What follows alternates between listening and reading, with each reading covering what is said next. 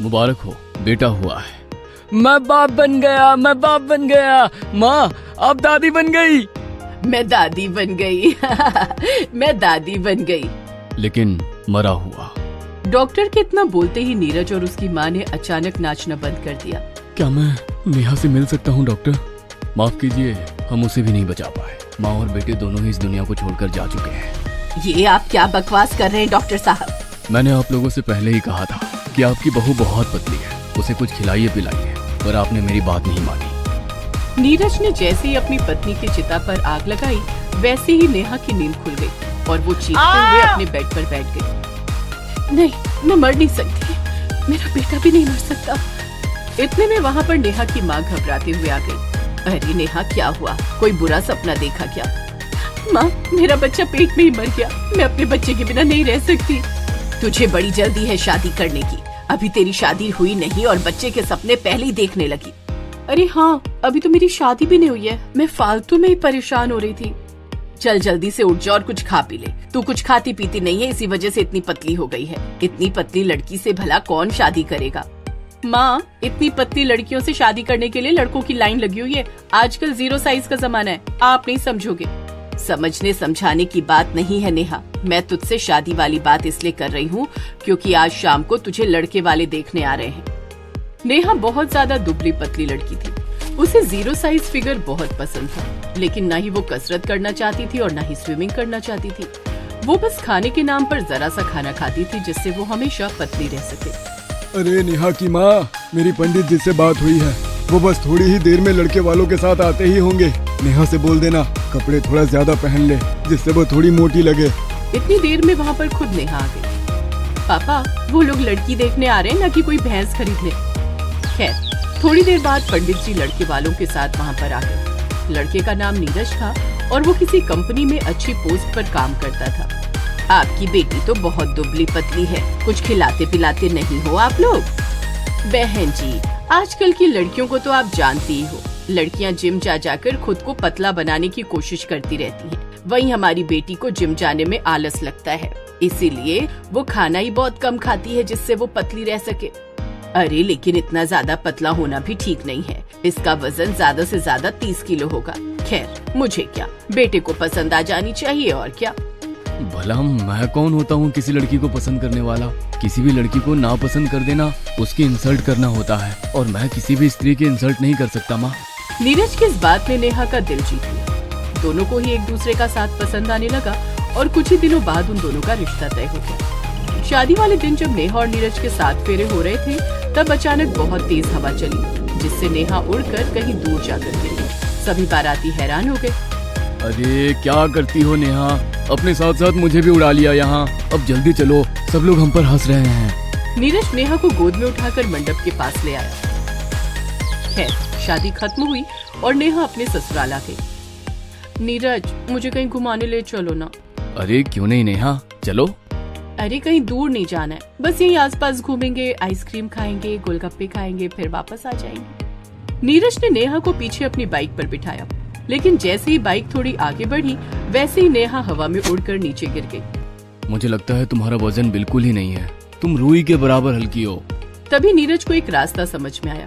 उसने नेहा का दुपट्टा लिया, उस दुपट्टे से नीरज ने खुद को नेहा से बांध लिया।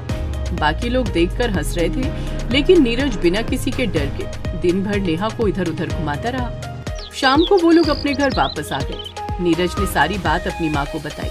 माँ, नेहा का वजन बहुत कम है, जरा सी हवा तेज होती है उतने में ही उड़ जाती है। कुछ न कुछ तो करना ही पड़ेगा, मैं डॉक्टर से सलाह लेता हूँ। माँ बेटे की ये बातें नेहा ने चुपके से सुन ली।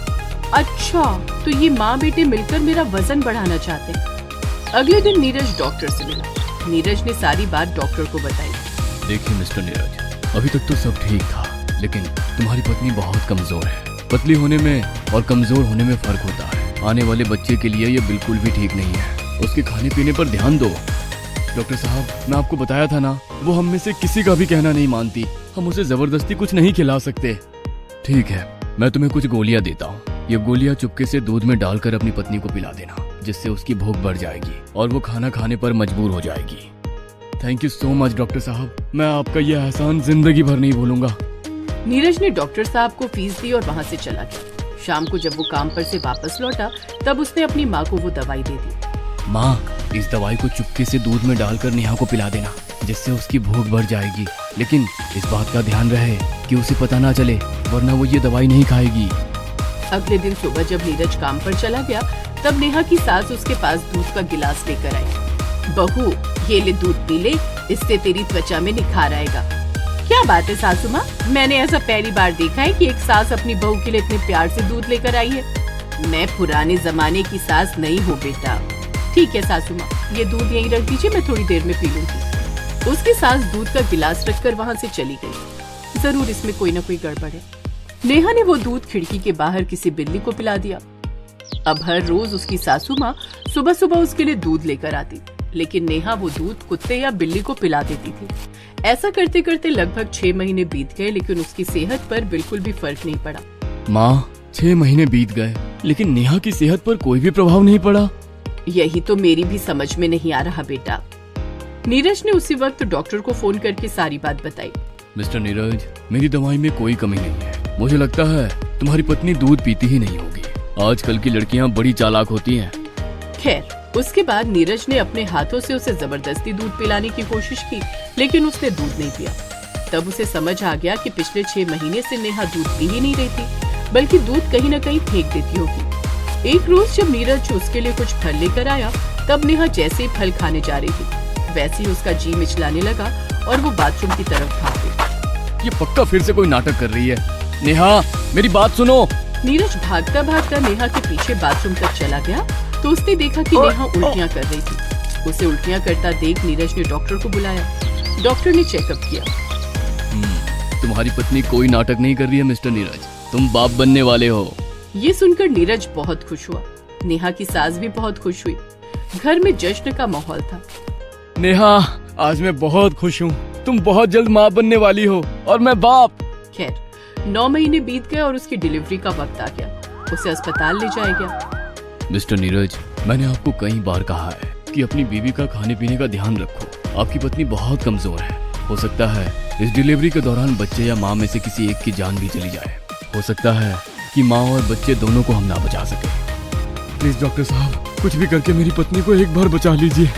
उन लोगों की ये सब बातें नेहा ने सुन ली। अब वो अंदर ही अंदर पछताने लगी।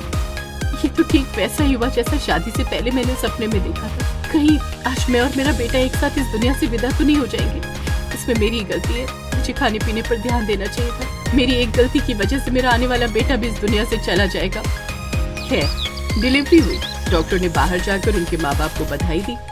हमने बड़ी मुश्किल से माँ और बेटे दोनों को बचा लिया है। मुबारक हो, आप बाप बन चुके हो। लेकिन कुछ दिन बेटे को वेंटिलेटर पर रखना होगा।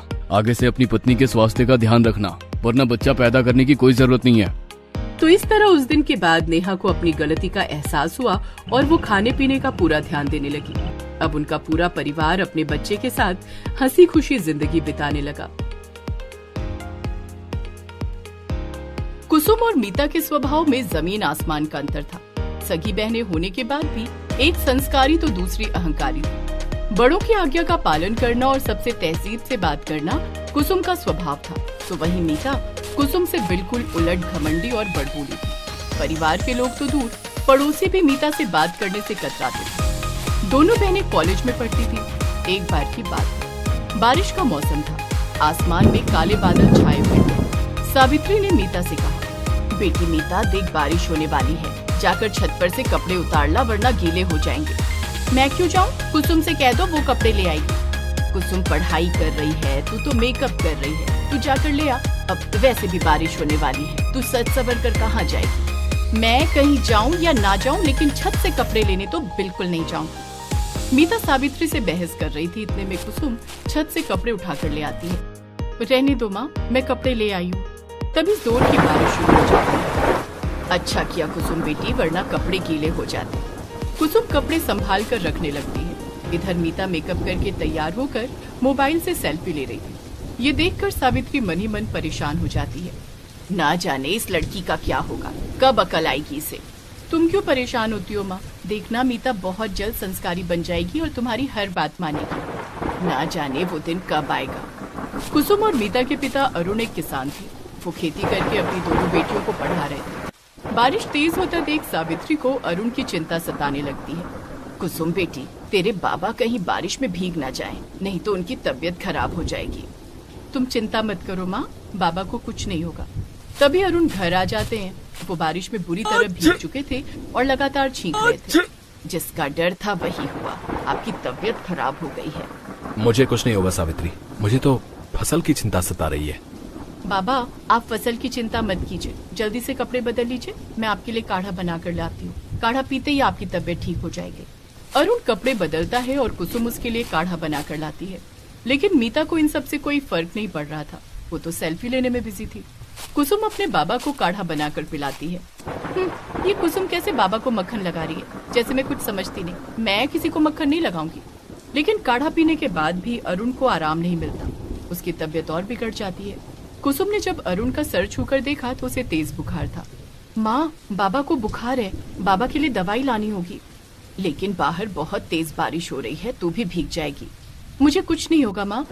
तभी मीता कहती है, कुसुम को काढ़ा बनाना आता ही नहीं है बाबा। अगर मेरे हाथ की चाय पी लेते तो इनकी सर्दी तुरंत ठीक हो जाती।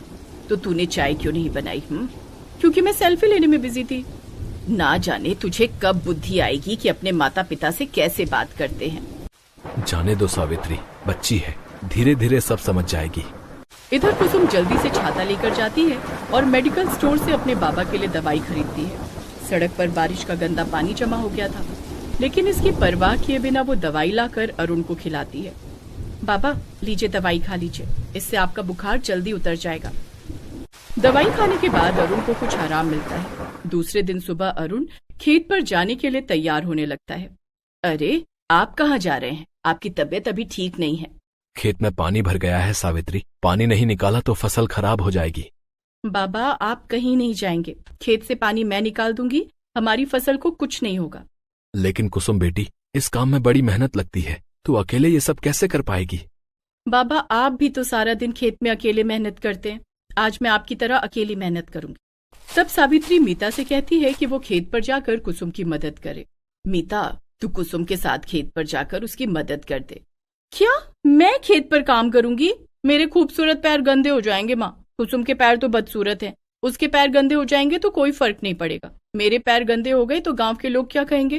कुसुम को अकेले जाने दो। मीता, मैं देख रही हूँ, दिन पर दिन तू घमंडी और बदतमीज होती जा रही है। मेरा कहना नहीं मानती, कुसुम को दीदी नहीं बुलाती, घर के काम में हाथ नहीं बटाती। क्या घर के काम में मैं हाथ बटाऊंगी? मेरी खूबसूरती खराब नहीं हो जाएगी? अरे, आपको घर का काम करने के लिए कितने लोग चाहिए? वो संस्कारी कुसुम घर के काम में आपकी मदद करती तो है। वैसे भी मेरे पढ़ने का टाइम हो गया, मैं छत पर जा रही हूँ, वहीं पढ़ाई करूंगी, यहाँ तो आप पढ़ने देंगी नहीं। ऐसा कहकर मीता अपनी किताबें लेकर छत पर चली जाती है। इधर कुसुम खेत पर पहुंचकर खेत से पानी निकालने का काम कर रही थी। वो सारा दिन अपने बाबा की तरह कड़ी मेहनत करती है और फसलों को डूबने से बचा लेती है। जब सावित्री घर का काम निपटाकर कपड़े सुखाने छत पर आती है तो देखती है कि मीता फोन में गाने चलाकर छत पर डांस कर रही है। तो ये पढ़ाई हो रही है? पढ़ ही रही थी माँ, पढ़ते पढ़ते थक गई तो गाने चला लिया। आप तो हमेशा मेरे पीछे ही पड़ी रहती हैं। अच्छा, मैं ये बताओ कि खाने में क्या बनाया? मुझे भूख लगी है। मैंने तेरे लिए खाना नहीं बनाया। क्यों? मेरे लिए खाना क्यों नहीं बनाया? आज से इस घर में खाना उसी को मिलेगा जो घर के काम में हाथ बटाएगा। अगर मुझे आज खाना नहीं मिला तो मैं कभी खाना नहीं खाऊंगी। खाना खाना है तो खुद बना ले। लेकिन मीता ने कभी खाना बनाना सीखा ही नहीं था। सावित्री उस दिन सचमुच में मीता को खाना नहीं देती है। लगता है आज भूखा ही रहना पड़ेगा। हो, भूख के मारे उसके पेट में चूहे कूद रहे थे। जब कुसुम को इस बात का पता चलता है तो उससे रहा नहीं गया। वो अपने हिस्से का खाना लेकर मीता के पास जाती है। मीता, ले खाना खा ले। नहीं, मैं नहीं खाऊंगी, माँ ने मेरे लिए खाना नहीं बनाया। तो क्या हुआ, मैं तो तेरे लिए खाना लाई हूं ना, चल अब जल्दी से खा ले। माँ बाबूजी के सामने बड़ी संस्कारी बनती है, तू ये सब मुझे नीचा दिखाने के लिए करती है ना। ये तो क्या कर रही है मीता, तू मेरी छोटी बहन है, मैंने तुझे गोद में खिलाया है, मैं तेरे साथ ऐसा क्यों करूंगी। अब जल्दी से गुस्सा थूक दे और खाना खा ले। कुसुम घमंडी मीता को अपने हाथों से खाना खिलाती है। इसी तरह से दिन गुजर रहे थे। एक दिन की बात है, मीता कॉलेज जा रही। मीता रुक, मैं भी तेरे साथ चलूंगी। नहीं, मैं अपनी सहेलियों के साथ कॉलेज जा रही हूँ, तुझे अपने साथ लेकर कौन जाएगा? तू गवार है, मेरी सहेलियां मेरा मजाक उड़ाएंगी। इतना कहकर मीता अपनी सहेलियों के साथ कॉलेज चली जाती है। कुसुम पीछे पीछे अकेले ही कॉलेज जा रही थी। पिछले कुछ दिनों से लगातार बारिश हो रही थी जिस कारण रास्ते में कीचड़ हो गया था। लेकिन मीता ने कीचड़ की तरफ ध्यान नहीं दिया और सहेलियों के साथ गप करते हुए जा रही। तभी उसका पैर कीचड़ में फिसल जाता है और वो तालाब में गिर जाती है। मीता को तैरना नहीं आता था। वो मदद के लिए चिल्लाने लगती है और अपनी सहेलियों को पुकारती है, निशा, रीना, मुझे बचाओ, मैं डूब रही हूँ, बचाओ मुझे। मीता की सहेलियां आपस में कहती हैं, इस गंदे तालाब में कौन जाएगा? किसी बरसाती कीड़े ने हमें काट लिया तो हमें कौन बचाएगा? डूबने दे उसे, वैसे भी वो बहुत घमंडी है, आज उसकी अकल ठिकाने आ जाएगी। मीता की सहेलियां उसे तालाब में डूबता हुआ छोड़कर चली जाती हैं कि तभी पीछे से आ रही कुसुम उसे देख लेती है। अरे ये तो मीता है, ये डूब रही है, मुझे इसे बचाना होगा। वो मीता से कहती है, मीता तू डर मत, मैं आ रही हूँ। कुसुम ने तुरंत पानी से लबालब भरे तालाब में छलांग लगा दी और मीता को डूबने से बचा लिया। वो उसे तालाब से बाहर निकाल कर ले आई। दीदी मुझे माफ कर दो, मैंने आप सबके साथ बहुत बुरा बर्ताव किया, लेकिन आज आपने मेरी जान बचाकर ये साबित कर दिया कि आप सचमुच में तारीफ के काबिल हैं। आज आपने मेरा घमंड तोड़ दिया। उस दिन पहली बार मीता ने कुसुम को दीदी कहकर पुकारा था। कुसुम ने उसे गले से लगा लिया। मेरी प्यारी बहन, मैंने तेरा घमंड तोड़ने के लिए तुझे नहीं बचाया, मैंने तुझे बचाया है क्योंकि तू मेरी छोटी बहन है और मैं तुझे खोना नहीं चाहती हूँ। चल अब घर चल। कुसुम मीता को घर ले आती है और उसके कपड़े धोकर सुखा देती है। मीता भी नहा कर आती है। उस दिन मीता का सारा घमंड धुल गया था। अब वो सबकी बात मानती और बड़ों का सम्मान करने लगी।